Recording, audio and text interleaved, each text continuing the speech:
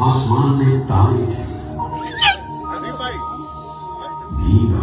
धीरे से पूछता है, पापा, माँ कहाँ चली गई?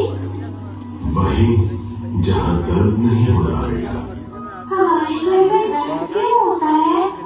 स्कूल में सब हंसते हैं, कहते हैं मैं अछूत हूँ।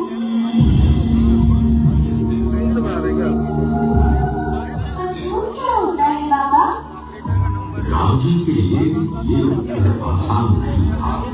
वे चुप रहे, फिर धीरे से बोले,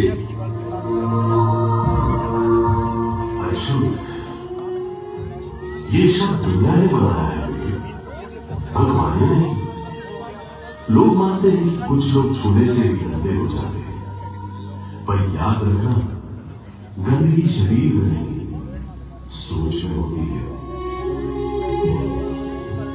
तो मैं गलत नहीं हूँ, दुनिया गलत है।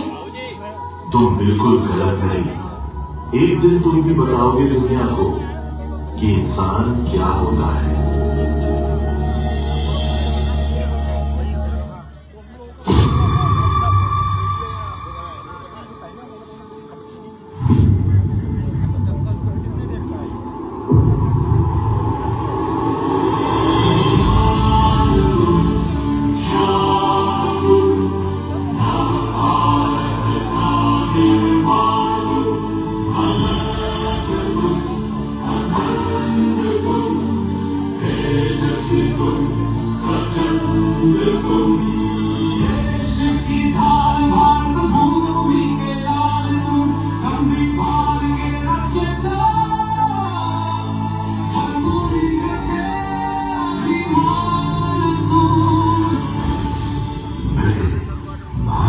संविधान एक पुस्तक मात्र नहीं, बल्कि एक जीवन धरोहर है।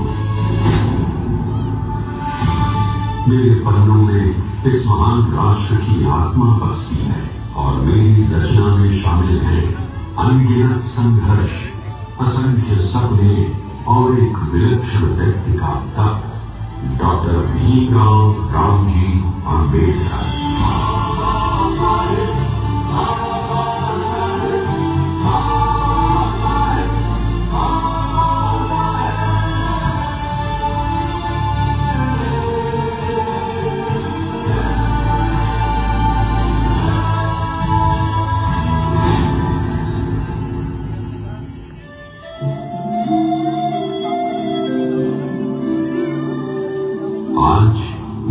स्वयं अपनी कहानी सुनाने आया हूँ। कैसे मैं बना और वो कौन था जिसने मुझे जन्म दिया। मेरी शुरुआत उस छोटे से सैन्य नगर महू से होती है। 14 अप्रैल 1891 एक साधारण घर में जन्मा एक असाधारण बालक भीमराव।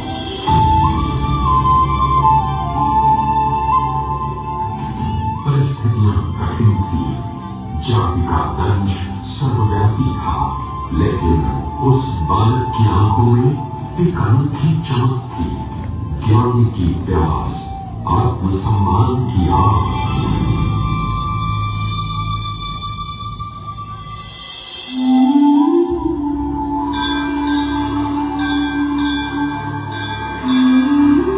स्कूल का वो दिन मैं कभी नहीं भूलूंगा।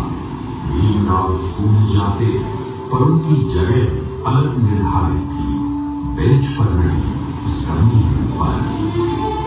किसी बर्तन से पानी नहीं, केवल किसी दयालु मनुष्य के हाथ से पिलाई गई धार से ही पानी मिल सकता था।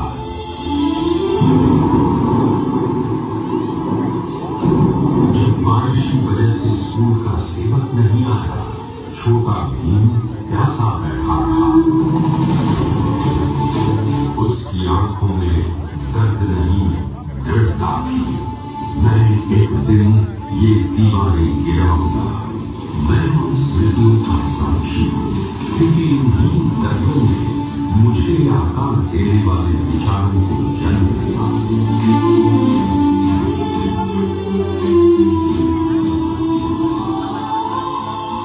उस समय कोई सोच भी नहीं सकता था कि वही बालक आगे चलकर दुनिया के श्रेष्ठ संस्थानों में पढ़ेगा।